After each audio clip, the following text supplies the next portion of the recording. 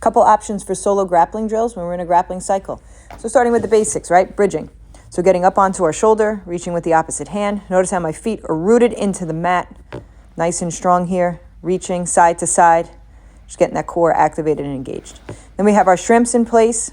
Slight bridge up. Not as extreme as our regular bridge. Just a little bit to get the hips up and off the mat.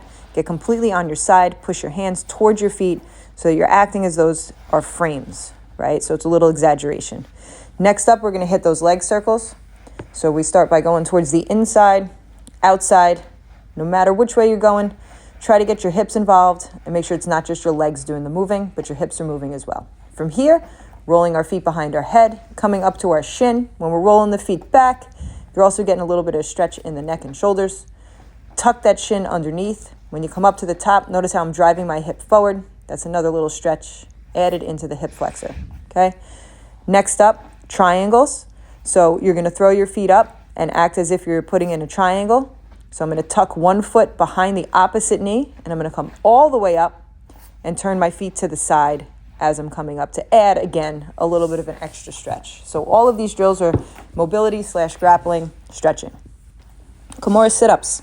So I'm going to sit up and post on one side, get my hips completely off the mat, post, and use my other hand to grab my own wrist as if I'm acting like I'm going for a Kimura.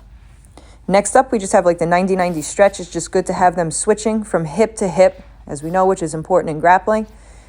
You're going to make that 90-90 position and lean your chest over your front leg. Good stretch for the glutes as well. So now we can go with one or two things I've heard these called. These are sometimes called breakdancers or windmills. So it's the 90-90 stretch with a little more dynamic movement, whipping the legs around for momentum. Okay? Next up from here, we're going to do crazy legs, stepping one hip over and stepping a foot over and pulling the bottom leg through. So alternating and switching legs each time you go. The last one is a sit out. Takes a little bit of coordination, right? So we're in a bear crawl position. Whatever foot kicks through, the opposite arm is coming up. So these are called sit outs. And that's it, guys. Solo grappling drills options. Obviously, there's more, but here's a few to keep you busy.